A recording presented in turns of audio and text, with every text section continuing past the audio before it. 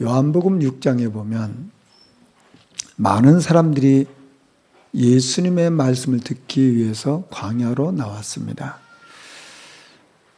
말씀을 들었는데 날이 저물어졌어요. 날이 저물어져서 식사 때가 됐는데 먹을 것은 없고 먹을 것을 구할 데가 없었습니다. 이때 한 아이에게 도시락이 있는데 거기에 보리떡 5개와 물고기 2마리가 있었어요. 예수님께서는 그걸 가지고 5,000명을 먹이는 그런 이적을 행하게 됐습니다. 그래서 그 떡을 먹은 사람들이 예수님을 향해서 말합니다. 바로 당신은 세상에 오실 그 선지자입니다. 그러면서 예수님을 임금으로 왕으로 삼으려고 합니다. 예수님께서는 그 자를 피해서 산으로 올라가셔서 혼자 기도하셨어요. 그런데 그 다음 날도 사람들이 예수님을 찾으러 다닙니다. 예수님께서 그들에게 말합니다. 너희들이 왜 나를 찾느냐?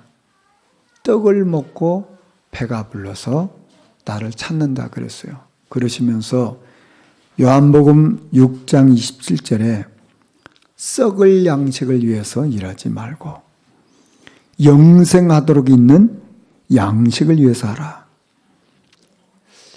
무슨 얘기입니까? 우리는 먹고 사는 것이 실제적인 건데 그것만 위해서 살지 말고 영적 양식을 먹어라. 믿음으로 살라 그 말이죠. 그러니까 이 사람들이 물어요. 그러면 예수님 어떻게 하는 것이 하나님의 일을 하는 겁니까? 묻는 거예요. 이때 예수님께서 요한복음 6장 29절에 하나님께서 보내신 일을 믿는 것이 하나님의 일이라고 했어요. 우리가 하나님의 일이 뭐냐? 무슨 일을 많이 하는 것이 아니라 하나님이 보내신 예수 그리스도를 믿는 것이 하나님의 일이라고 말씀하셨어요. 그래서 예수님은 말씀합니다. 나는 생명의 떡이니 내게 오는 자는 결코 줄이지 아니할 것이고 나를 믿는 자는 영원히 목마르지 아니하리라. 그래서 예수 믿는 것이 바로 뭐냐? 하나님의 일이라 그 말이에요. 우리가 성경을 보게 되면 이스라엘 백성들이 광야 길을 가는 동안에 하나님이 성막을 만들라고 명령을 내립니다. 또 언약궤를 만들라고 명령을 내려요. 그리고 또 성전을 지으라고 명령을 내립니다. 왜 이런 것을 말씀하실까요? 바로 너희는 이 땅에 살아가면서 성막 안에서 나오는 은혜를 받아야 된다 그 말이에요. 언약궤를 통해서 믿음을 회복하고 살아야 된다 그 말이에요. 성전을 통해서 예배 축복을 누려야 된다 그 말이에요. 그게 광야에 살아가는 하나님의 백성들의 삶의 방법이에요. 그리고 광야 가는 동안에 하나님께서 저들에게 만나를 주시잖아요. 하늘에서 내린 만나를 주셨단 말이에요. 농사에서 얻은 것이 아니라 하나님이 주신 거예요. 무슨 얘기입니까? 너희가 이 땅에 살아가면서 위로부터 주시는 하나님의 것을 먹고 살아야 된다 그 말이에요. 그게 영적 양식이에요. 우리는 이 땅에 살아가면서 위로부터 주시는 하나님이 주시는 영적 양식을 먹어야 우리는 이 땅에서 믿음으로 살 수 있는 거예요. 자, 그러면 우리가 이 영적인 양식을 먹게 되면 오는 게 뭐예요? 영적 힘이 우리에게 오겠죠. 자, 우리가 하나님의 말씀을 내가 먹고 마시고 그러면 영적 힘이 오게 되면 어떻게 됩니까? 하나님이 역사하시는 거예요. 자, 그런데 우리가 이 땅에 살아가면서 보면 내가 원치 않냐 하는 어려운 일, 답답한 일, 그리고 힘든 일도 우리에게 생기는 거예요. 왜 그렇습니까? 분명히 이 땅에는 악한 영적 존재가 있다 그 말이에요. 다니엘이 포로로 잡혀갔지만 그 바벨론 나라의 총리가 돼요. 그러니까 시기하는 사람들이 생기잖아요. 그 시기하니까 저거 다니엘 죽여야 되겠다. 그 중상모략 해가지고 다니엘 사자굴에 들어가도록 했잖아요. 그런데 하나님은 어떻게 하시죠? 천사를 보내주셔서 다니엘을 구해줍니다. 그리고 다니엘을 모함했던 이 사람들은 사자굴에 던져서 사자밥이 돼요. 무슨 얘기죠? 하나님이 하나님의 백성을 지켜주신다 그 말이에요. 하나님은 하나님의 백성들이 가는 길에 천사를 보내셔서 도와주신다 그 말이에요. 하나님은 하나님의 백성들이 가는 길에 모든 문제를 가져다 흑암을 꺾어버린다 그 말이에요. 왜 우리로 하여금 성전을 향해서 기도하라고 했습니까? 왜 다니엘이 그 어려움을 당할 때 예루살렘을 향하여 성전을 향해서 하루에 3번씩 기도했다고 그랬어요? 왜 그렇습니까? 우리는 지금도 그 성전을 통해서 나오는 이 영적인 힘을 얻어야만 산다 그 말이에요. 영적인 은혜를 받아야만 이 땅에서 승리할 수 있다 그 말이에요.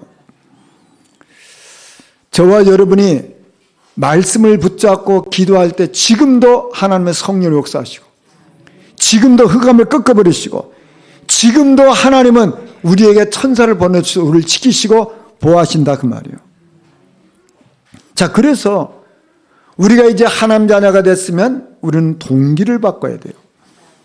자, 요한복음 6장에 나타났던 그 많은 사람들이 떡을 먹어서 배가 불렀어요. 그런데 불행하게도 예수님이 십자가 못 박힐 무렵에 그 사람들은 다 떠났어요. 예수님이 제자들에게 물어요. 너희도 가겠냐? 물었어요. 슬픈 질문이죠. 너희도 가겠냐? 이때 베드로가 말합니다. 요한복음 6장 68절에 주여 영생의 말씀이 주께 있사오니 우리가 누구에게로 가오리까? 우리는 하나님의 말씀을 따라 산다는 말이에요. 여러분 누가복음 17장에 보면 10명의 문둥병자 얘기가 나옵니다. 문둥병은 그 시대에 저주받은 병이에요. 저주받았다고 드러난 병이 문둥병이에요. 고쳐지지가 않는 거예요. 그러니까 이 10명의 문둥병자들이 예수님이 지나간다는 소리를 듣고 예수님에게 우리를 불쌍히 해달라고 소리칩니다. 예수님께서 그들에게 말해요. 가서 제사장에게 보여라고 했어요. 자, 그 당시 제사장은 뭐냐면 문둥병인지 문둥병에서 나았는지를 판결해 주는 사람이에요. 그러니까 제사장에 가란 말은 무슨 말입니까? 네 병을 낫게 하겠다 그 말이에요. 근데 그들이 제사장에 갔는데 어떤 일이 났죠? 문둥병이 다 나아버린 거예요. 놀라운 일 아닙니까? 문둥병이 나으니까 이 사람들이 너무너무 좋아가지고 9명은 다 자기들 삶의 현장으로 갔어요. 딱 1명. 성경에 이 사람은 사마리아 사람이라고 했어요. 사마리아 사람은 그 시대에 유대인들에게 멸시받고 천대받고 조롱받는 사람들. 근데 이 사마리아 사람이 아니 내가 그렇게 아무리 수고하고 애써도 해결할 수 없는 문둥병이 났다니. 그래서 예수님 앞에 쫓아나옵니다. 하나님을 찬송하면서 예수님 앞에 무릎 꿇어요. 예수님, 내 병이 나았습니다. 고백하는 거예요. 이때 예수님이 그 사람들에게 물어요. 10명이 다 나았지 않느냐? 근데 9명은 어디 갔냐? 그 말이에요. 참 이게 아픈 질문이죠. 그 사마리아 사람에게 누가복음 17장 19절에 보면 일어나 가라. 내 믿음이 너를 구원하였느니라. 많은 사람들은 육신의 문제를 해결하기 위해서 교회 다닙니다. 그런데 동기 바뀌어져야 되거든요. 이 사마리아 사람은 사람들에게 멸시받고 천대받았지만 정말 문둥병에서 나은 것뿐만 아니라 구원의 축복받은 거예요. 저와 여러분의 모든 동기가 그리스도로 바뀌어야 인생이 가장 바른 길로 가는 거예요. 내 문제가 해결됐습니다. 내가 축복받았습니다. 내가 응답받았습니다. 이건 어디든지 있을 수 있는 거예요. 근데 사람들이 거기에 머무르잖아요. 근데 이 사마리아 사람은 어떻게 했어요? 그것 때문에 그게 동기가 돼서 그게 원인이 돼서 하나님을 만나고 축복된 인생을 살았단 말이에요. 우리에게 이 은혜가 임해야 될지 믿습니다. 저는 오늘 찬송가 431장을 선택했습니다. 주 안에 기쁨이 있습니다. 주 안에 평안이 있습니다. 주 안에 소망이 있습니다. 주 안에 영생이 있습니다. 주 안에 천국이 있습니다. 우리에게 불안이 영류처럼 스며들어도 불길처럼 지옥처럼 솟아올라도 우리는 주 안에 있습니다. 이것을 우리가 같이 불렀어요. 저와 여러분이 어떤 상황, 어떤 문제, 어떤 어려운 문제가 와도 주 안에 살기를 주 이름으로 축원합니다. 마가다락방 성도들이 많은 핍박을 받았잖아요. 이단 누명을 썼잖아요. 그래서 동료들 중에 감옥에 가기도 하고 심지어 죽는 사람도 있었어요. 그런데 마가다락방 교회 성도들이 실패했습니까? 망했습니까? 아니에요. 그들을 통해서 로마 복음화를 이루었습니다. 우리 이 축복 반드시 누려야 될지 믿습니다. 오늘 출애굽기 4장에 보면 하나님께서 모세에게 말씀합니다. 내가 너를 바로에게 신과 같이 되게 하겠다. 바로가 너를 볼 때 하나님같이 된다 그 말이요. 그리고 내 형 아론은 내 대언자가 되겠다. 이렇게 말씀하세요. 그러면서 모세에게 할 일을 말합니다. 내가 내게 명령한 바를 너는 내 형 아론에게 말하고 아론은 바로에게 말하여 이스라엘 자손을 그 땅에서 내보내게 하라 그랬어요. 그런데 너희가 와서 말을 전할 때 바로가 너희 말을 그냥 듣는 것이 아닐 것이다. 완악해져서 너희 말을 듣지 않을 것이다. 그러나 내가 내 능력의 손을 펴서 이 바로를 꺾고 애굽을 꺾고 이 백성을 내 군대 내 백성을 애굽 땅에서 인도해 낼 것이다. 이렇게 말씀을 하세요.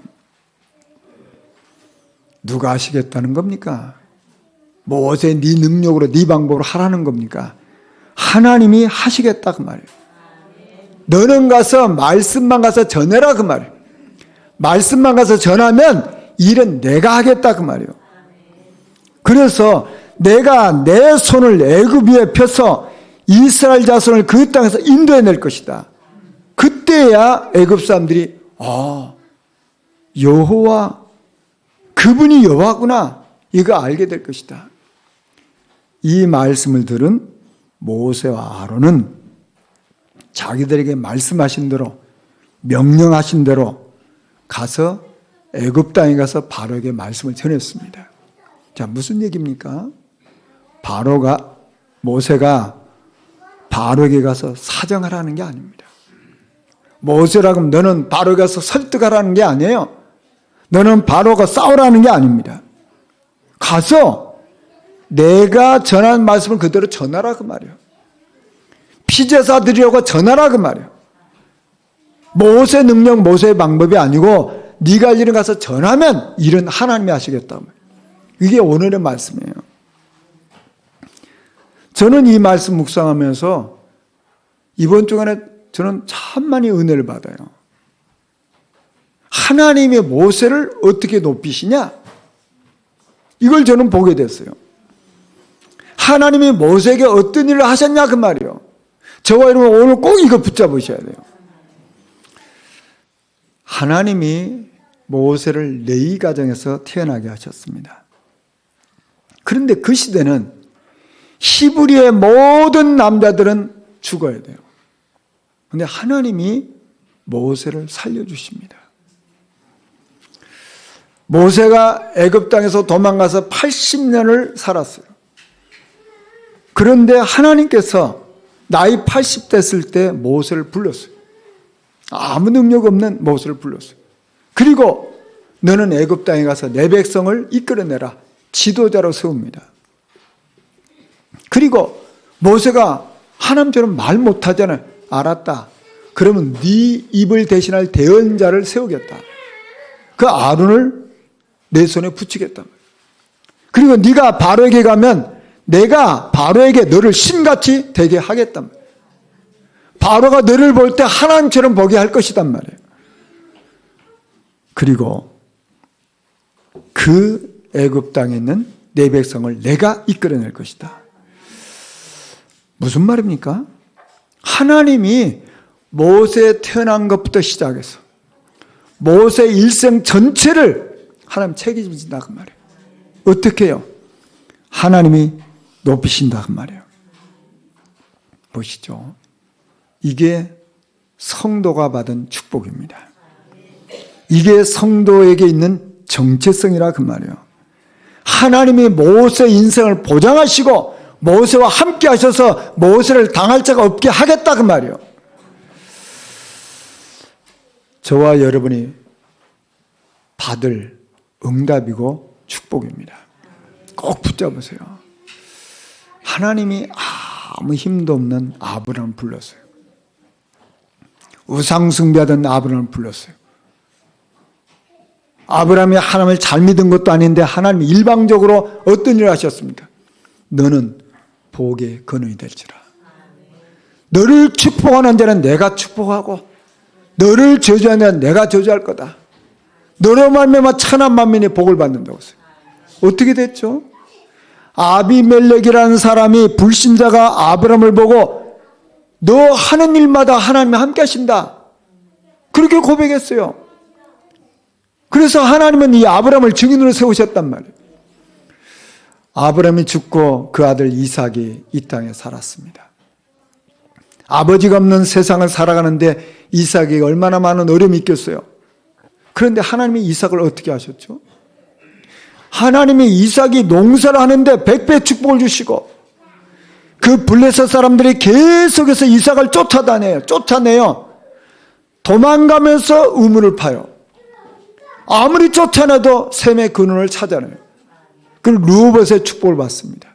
그러니까 블레셋 사람들이 이삭을 쫓다가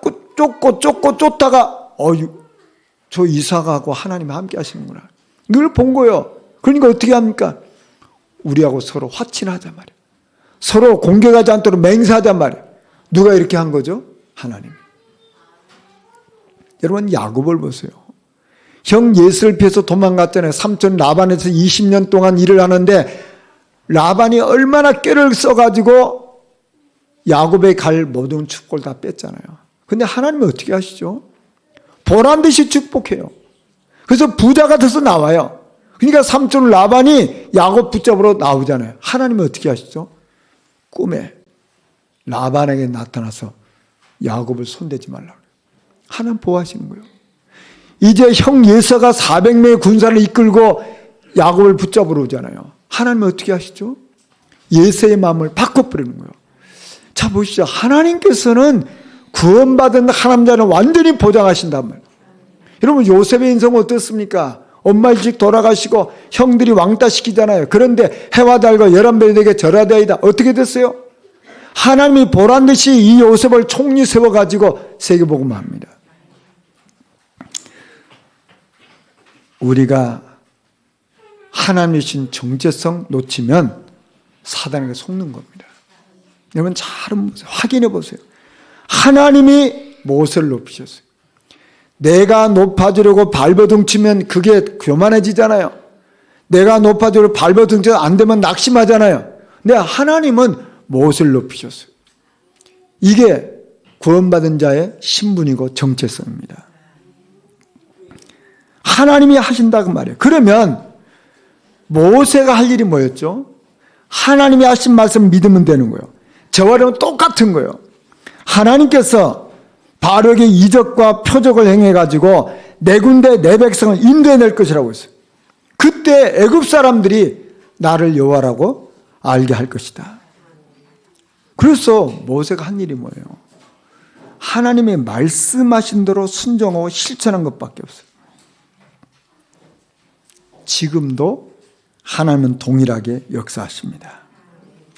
분명히 모세가 볼 때 아직 일이 안 이루어졌잖아요. 가서 말을 전했을 때 바로가 그래요 알겠습니다 하고 애굽에 있는 백성을 줬어야 되지 안 내줘요. 더 완악해져요.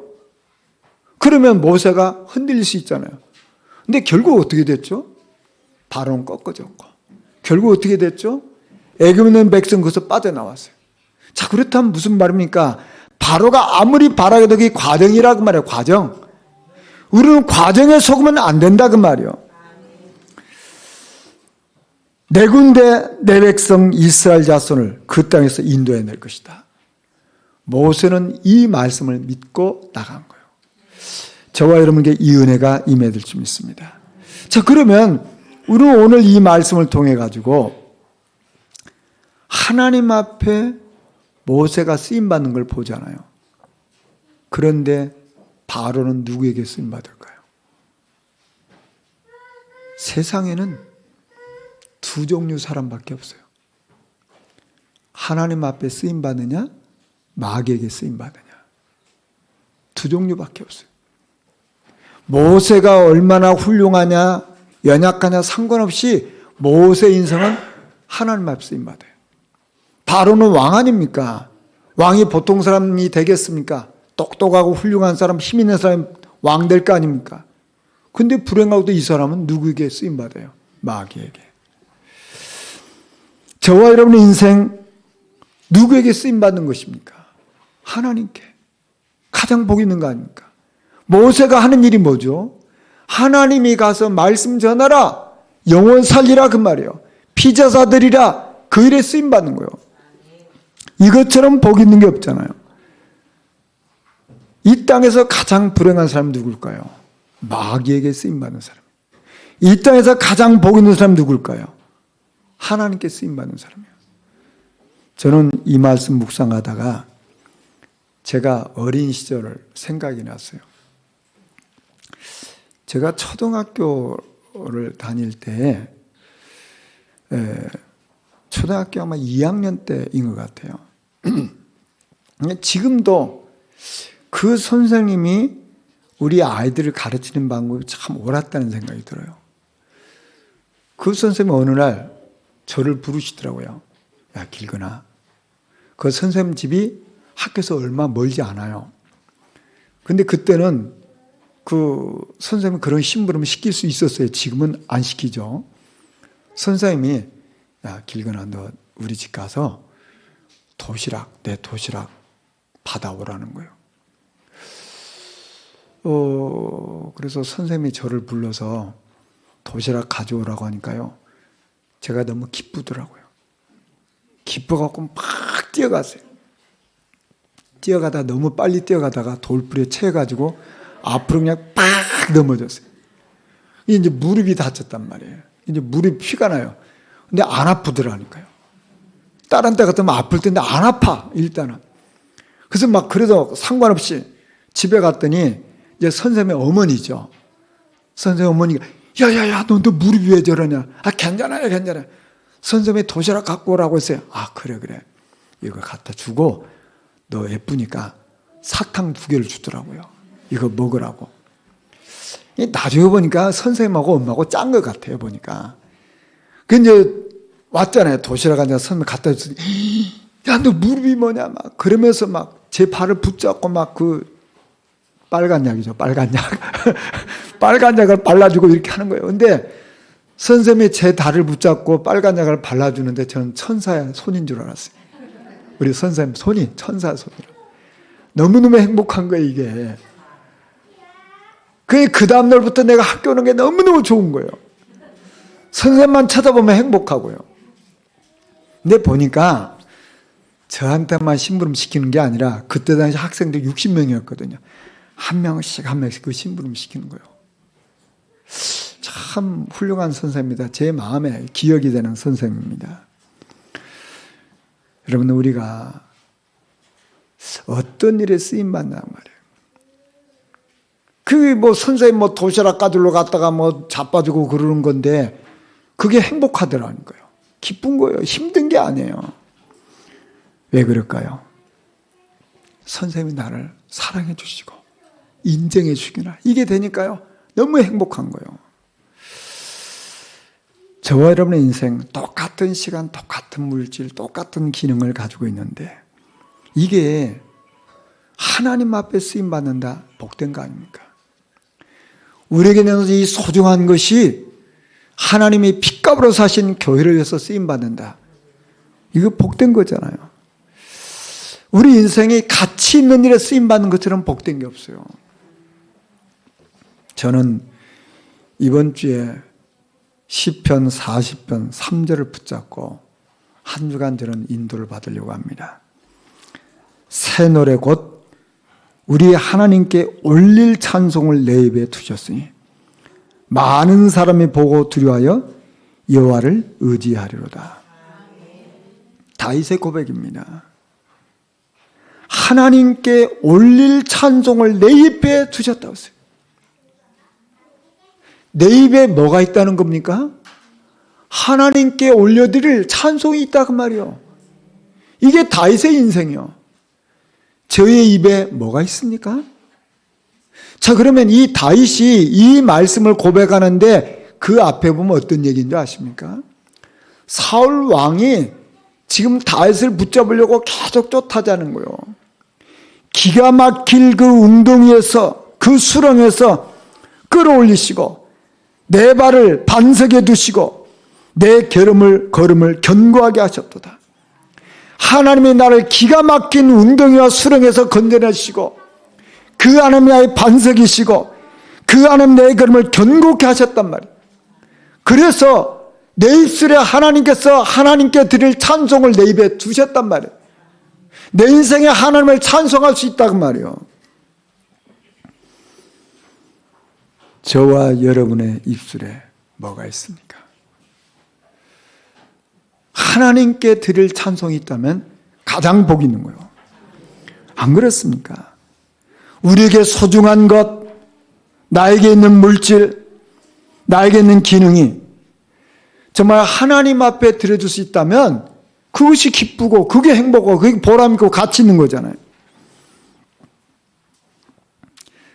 우리가 세상에서도 보면요, 세상을 이렇게 아름답게, 세상을 흐뭇하게 하는 사람들이 있더라고요. 그 사람이 부자냐 가난하냐 상관없이 아주 세상을 아름답게 흐뭇하게 행복하게 하는 그런 사람들이 있어요. 믿는 사람도 있고 불신자도 있고. 그런데 그 사람들 특징이 뭡니까? 자기의 소중한 거 가지고 사회를 아름답게 만드는 사람들이에요. 자기 시간도 자기 물질도 자기 기능을 가지고 사람들을 돕는, 사회를 아름답게 하는 그 사람들의 모습을 보면 우리도 행복해지잖아요. 참 존경스럽잖아요. 세상에서도요, 돈도 많고 아는 것도 많고 축복도 많이 받았는데 자기만을 위해서 사는 사람도 있잖아요. 그런 사람 보면 사회가 삭막하구나 이런 생각이 들잖아요. 여러분, 부자와 가난한 사람의 차이가 뭘까요? 얼마나 많이 가졌습니까? 그게 부자입니까? 부자와 가난한 사람의 차이가 뭐예요? 부자는 뭔가 드릴 것이 있는 사람이 부자예요. 가난한 사람은, 어떤 사람은 나밖에 몰라요. 그게 가난한 사람이에요. 영적으로도 똑같아요. 하나님 앞에 하나님 주세요 이런 사람은 영적으로 가난한 사람이에요. 그런데 하나님 앞에 뭔가 드릴 것이 있는 사람, 이 사람이 영적인 부자라니까. 이번 주에 유 목사님이 그런 말씀을 하셨죠. 비가 오는 날 어머니가 일을 못한대요. 일을 못하는 날은 어머니가 잘 불러가지고 찬송을 펴놓고 찬송을 부르자고 한대요. 1장부터 모르는 찬송은 넘어가고 찬송을 같이 부른대요. 뭐 일을 못하니까, 또 비가 오니까 놀지도 못하니까 그냥 같이 하는 거예요. 근데 어릴 때 뭐 6살 때인가 뭐 그랬대잖아요. 근데 이게 기억에 있다는 거예요. 여러분 보시죠. 우리가 시간이 나면 뭐 할까. 그런데 하나님 앞에 찬송을 드린다는 게 이게 얼마나 복입니까? 그렇잖아요. 우리가 황소를 드리는 것보다 하나님을 더욱 기쁘시게 하는 게 뭡니까? 찬송이라고 했잖아요. 이건 가난한 사람도 할 수 있고 부자도 할 수 있잖아요. 영적인 부자가 할 수 있는 게 바로 뭐냐면 하나님을 높여주는 거예요. 영적인 부자. 여러분 보시죠. 이게 우리에게 와야 되는 거 아닙니까? 하나님이 우리에게 주시는 게 뭡니까? 말로 다 할 것이 없는 것을 하나님 주셨는데 내가 하나님 앞에 드릴 것이 있는 사람이 복 있는 사람. 너희 몸을 거룩한 산 제물로 드리라. 그게 예배잖아요. 너희 몸을 하나님 앞에 드리라. 이게 하나님의 영적 예배라. 그래서 이렇게 예배하는 자를 찾는다고 했잖아요. 영적으로 부유한 사람들은 하나님 앞에 나를 드리는 예배를 드리는 거예요. 그게 얼마나 감사하냔 말이에요. 이건 가난한 사람도 예배할 수 있잖아요. 이건 부자도 할 수 있잖아요. 나가 아무것도 없어요. 나 힘 없어요. 그래도 하나님을 찬송할 수 있잖아요. 이게 영적인 부자란 말이에요. 다윗은 역대상 29장 12절에 이렇게 고백하지 않습니까? 부와 귀가 주께로 말미암고 또 주는 만물의 주제가 되사 손에 권세와 능력이 있사오니 모든 사람의 크게 하심과 강해 하심이 주의 손에 있나이다.